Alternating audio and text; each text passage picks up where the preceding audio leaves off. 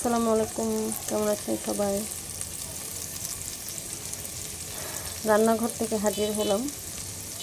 রান্না চলতেছে, শুরু করে দিলাম।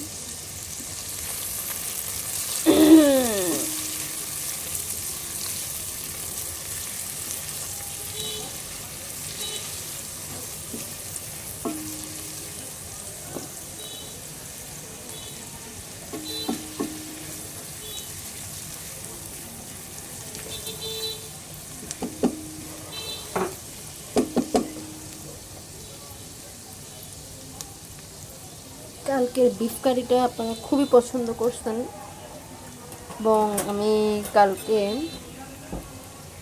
ইউটিউবের একটা চ্যানেল খুলেছি, সেখানেও আপলোড করেছি। বেশ ভালোই সবাই লাইক করছে, রেসপন্স পাচ্ছে। আপনারা যারা যারা আমার চ্যানেলটি সোমার গল্প বিটিতে এখনও সাবস্ক্রাইব করেননি, করে নেবেন। তো একই সাথে পেজে আর ইউটিউবে চেষ্টা করব একই সাথে মানে ভিডিও আপলোড করার, কুকিং ভিডিও আপলোড করার। আশা করি আপনারা সবাই পছন্দ করবেন, সাপোর্ট করবেন।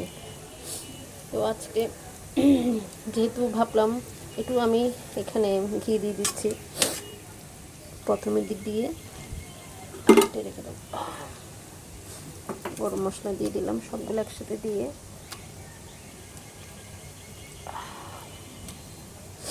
এটা একটু ভেজে নিব ভালো করে। তারপর হচ্ছে একটা পর একটা দিয়ে যাব।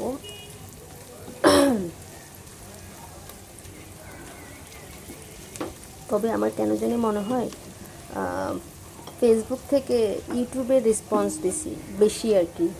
আমি জানি না আপনারা সবাই এটা অ্যাগ্রি করবেন কিনা। ভালোই, আমি তো কালকে থেকেই কাজ চালিয়ে যাচ্ছি। জানি না কতটুকুটা আমার পক্ষে কতটুকু করতে পারবো, বাট চেষ্টা করব। আমি এখানে একটু বাটা মশলাও দিয়ে দিচ্ছি অল্প করে, এটা ভালো করে ভেজে নিব।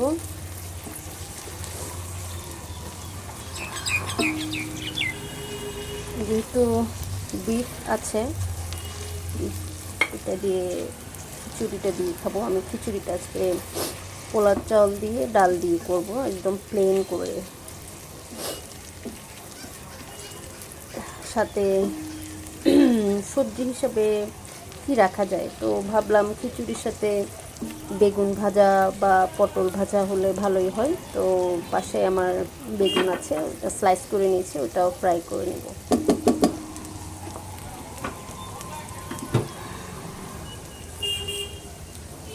এখন আমি রাইসটা দিয়ে দিব, যেহেতু এটা হয়ে আসছে। রাইসটা আমি ধুয়ে একটু, এই যে দেখতে পাচ্ছেন, ধুয়ে আমি আগে থেকে রেডি করে রাখছি, এখন দিয়ে দিব।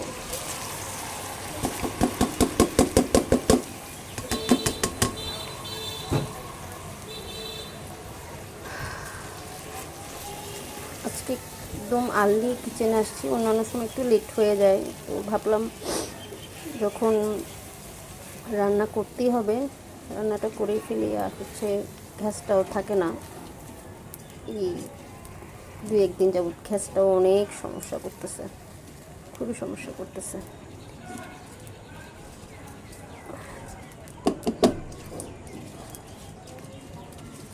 এটা একটু ভালো করে ভাজবো, মানে আপনার চাউলটা, ভাতটা ঝরঝরে হয় সম্পূর্ণ হচ্ছে আপনি কতক্ষণ ওটাকে ভাজতেছেন তেলে বা ঘিয়ের মধ্যে, এটা তার উপরে ডিপেন্ড করে। আমি এই জিনিসটা বুঝতাম না প্রথমে। তো একদিন আপু থেকে জিজ্ঞেস করলাম যে আপু, আমি যে ভাতটা রান্না করি এটা নরম হয়ে যায়, আমার ধারণা পানি হতে বেশি দেই। তো আপু বললো যে তুমি একটা কাজ করো, যখন প্রথমে এটাকে ভাজবা ঘিয়ে বা তেলে, মানে একটু বেশি সময় নিয়ে ভাজবা। তুমি যতটা ভাজবা ঠিক তোমার ভাতটা খেতেও ভালো লাগবে, প্লাস হচ্ছে ঝরঝরা হবে। তো আমি নেক্সট টাইম যখন করেছিলাম, তো আসলেই মানে এটা অনেক কাজ করছে। জানি না আপনারা এটা অ্যাগ্রি করেন কিনা, আপুরা বা অনেক ভাইয়েরা তো রান্না করে, রান্না দেখে, তো জানাবেন মানে আমার কথাটা আসলে সঠিক কিনা। তো এটা ভালো করে ভাজবো একদম, বেশ কিছুটা সময় ধরে এভাবে নাড়তে নাড়তে থাকি। তারপর হচ্ছে মশলাটা দিয়ে দিব। এখানে একটু বেশি না, অল্প পরিমাণে দেবো, এত বেশি আমি মশলা দিতেও চাচ্ছি না, যেহেতু আমি এত মশলা আমি একটু একটু করে গুঁড়া মশলাগুলো দিচ্ছি। হলুদ, আমার এক হাতে আসলে স্ট্যান্ডটা আছে তো কথা বলতে সমস্যা হয়ে যাচ্ছে। সব কিছু মশলা আমি একটু একটু করে দিচ্ছি।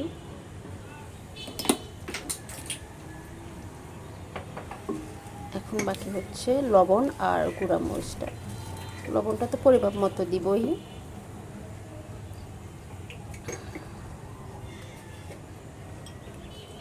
যখন খুব চেষ্টা করি অল্প সময়ে করব, তখন দেরি হয়ে যায় কেন জানি।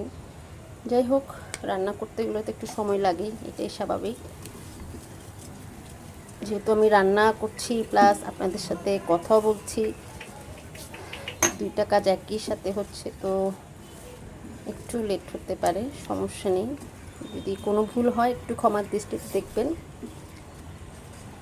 আচ্ছা, এখন হচ্ছে লবণটা আমি পরিমাপ মতো দিচ্ছি, পরে আমি যদি লাগে আবার দিব।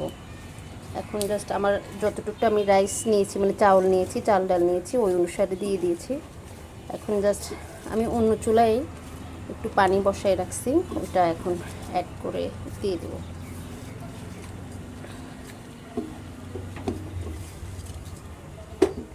হচ্ছে একটু,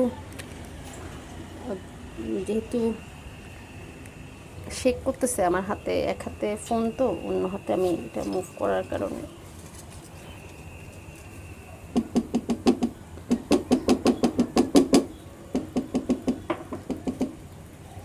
এখন আমি জাস্ট পানিটা দিয়ে দিব।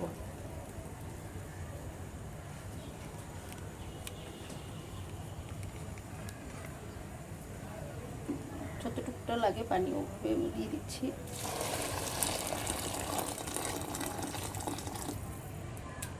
যেহেতু এটা একটু খিচুড়ি, ওকে, তো পানিটা আমি দিয়ে দিলাম। এখন জাস্ট যেহেতু এটা আমি প্রেশার কুকারেই করব, তো ঢাকনাটা দিয়ে দিব। জাস্ট এটা ওর কাজ ও নিজের মতোই করে নেবে। এখন হচ্ছে কাঁচামরিচ দিয়ে দিব কয়েকটা, বাস। এখন আর কোনো কাজ নেই, এখন হচ্ছে ওরই কাজ, আমার আর কোনো কাজ নেই। জাস্ট একটু পরে এসে দেখব।